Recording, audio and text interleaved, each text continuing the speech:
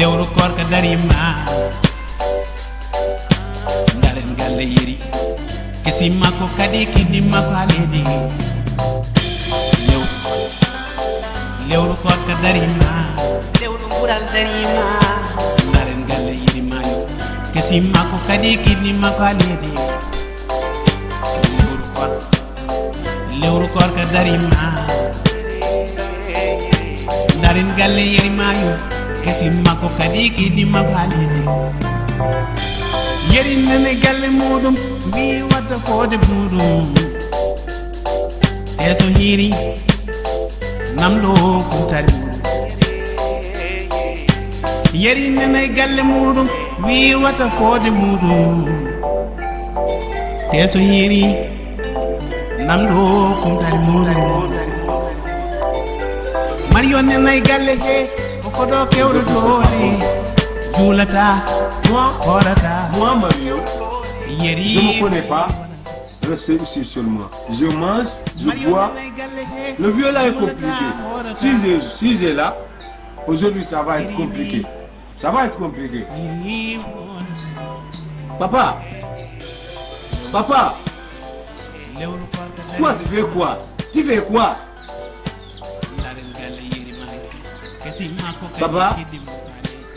Papa. Et toi, tu n'as qu'à me répondre. Mais lui, il n'y en a pas de chef. Mario, what left him? De riz, il n'y en a pas à l'intérieur. What left him?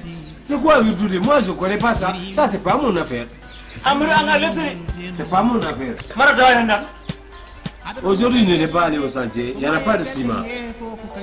Ah, la ciment? Je n'ai pas de ciment. Le ciment, c'est fini. Qu'est-ce que j'ai fait? J'ai travaillé. J'ai le droit de travailler. Si le ciment, c'est fini, je peux commander. Moi, ce que je veux, c'est pas ça. Je veux, s'il y a à l'intérieur, il y a de riz. Tu me donnes et je mange. Maro à l'intérieur. Non, papa. Moi, il faut que je mange. Mario. Vas-y. Vas-y. Je t'écoute. Toujours Mario passe là, Mario parle là. Oh! Si c'est bon, moi je sors ici. Je paie mon argent. Et toi, tu me fatigues. Tu me fatigues, toi. Je suis fort que toi. Je veux que tu sais, je suis fort que toi. Je n'ai pas mangé et tu me fatigues. Laisse-moi tranquille. Je dis que tu me laisses. Je suis fatigué. Moi, Mario, je ne veux pas ça. Je ne veux pas ça. Madame, j'ai honte sur toi. Et toi,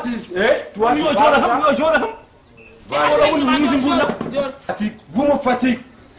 Vous me fatiguez. Je n'ai pas mangé, madame.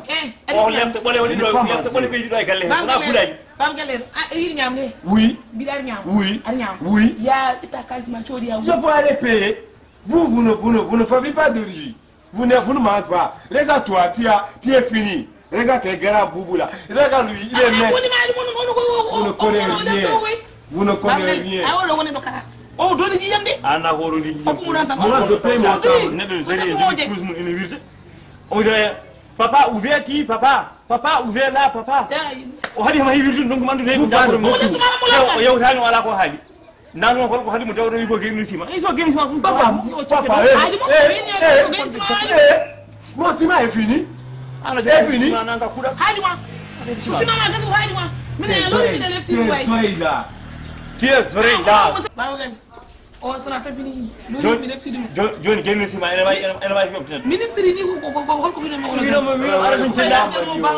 Mario. Jamnel lemon. Mario jamnel. Ça va? Petit ça va. Boubou war salmin Mario. Ton père là il est fou. Mario ñen fo nen ko wi wara fama. Il est fou. E kono pam te ko on jodi kay salmin fato kay. Salmin tan min yumma. Ala ko jodi jamnel lemon. ne fuki ni yimbi. Kabel makko ne fof. Kabel ko tegene ne fof. Oh wala ha barka. Koy ma ka dem no usu firni ma ham gani halde. Il est comme woni. Ko wondo ko sen na wetoro. Ora letoro ko baba sam yo mokke manda kam woni ko kalis kan woni hen. Ya duba. Def ta daw ses. eyi wiya nder wadde eyi ya nder ko noon nara ko yalti jaraji jaltinde namnomi tan wi ko jaltinomi ɗo hen kono kam aysa kam fayen giram kam maaro jaraji neni no foti wonto Madame, qu'est-ce que tu regardes, toi? iyane fam galle ande ken eyi ɗum noon alo la ko bar lem koy Madame, qu'est-ce que tu regardes? kono ñam oro ko de wala bar banda men Naka ay ali? so ber man do anda ka de mayre bonde to aw bab galle hande kam ko kumtare cefni jande batte hande mini mano no mbiɗa bari ya bari hebdo ya bor yo mi ya hande ke yande Je dois manger. joni non gilo ay kono nit ke taxol o suusa ay sa ba yudu on nonguma do nyujuma da sa kaliso eyi mi yani hebdi won min Mario mara yahay wuro Eh papa, tu es content aujourd'hui. oro fundi de Tu dis quoi? si croix Tu as de l'argent, papa? Mario, c'est ton ami. jabu juma Eh papa, ya wuro Mario, c'est ton ami. Moi, Mario, on est des amis, n'est-ce pas? Tu me connais, je te connais. On est des amis. Je veux que tu m'empêches 5000 francs. Je peux aller manger. mira À la porte, mi ali poular. eyi Anu lubi mino, ujineo. Mino yaka restaurant o nyam. la ilaha yo Eh papa, Mario ay mi so heewi kas mbuɗo heewi doole barke nellaɗo sa renay mi ñamma ha maya papa tu es mi compliqué. itti muñere mi rokkuma aɗa ko ñamɗa kuccu lahar ya wuro Complètement. Le semaine, le début de semaine, je peux te payer. ya wuro Je vais te payer le début de semaine. Papa, tu me payes. ya wuro ɗum ɓuuri wadde Prends-moi le 5000 euros. Prends-moi ça. a heɓata Tu m'empruntes, je te paye. ka Je kefere te rembourse. Emprunte-moi le 5000 francs. ka kefere mi ñamnata kefere min Toi, tu es fou. Tu es fou. tu es fou Non, non, non. Vous êtes fou. Vous êtes compliqué. 5000 francs, il n'y a pas de problème. 5000 francs, moi, c'est ça. C'est comme 500 francs. sa haali noon ha jaɗɗi ɗon yori ɗon ma taw ɗum ɓuuri musé ma ni Papa, emprunte-moi 5000. 5000 francs. joɗɗon e Oh, Mario, ndar he il n'y a pas de l'argent. ya nder wuro to ƴeewa to ñamdi ɗo hot haydara defaka ɗo haydara defa ya wuro ñamdi Je suis fatigué. rewɗo ton C'est compliqué. C'est compliqué. Mario arani mi leti welede c'est compliqué À toi, tu as dit non. ƴeemi haala ma Tu as dit non. Tu as dit non. C'est vas-y. Vas-y, toi. Tu es couillon. Tu es fou, toi. Vas-y.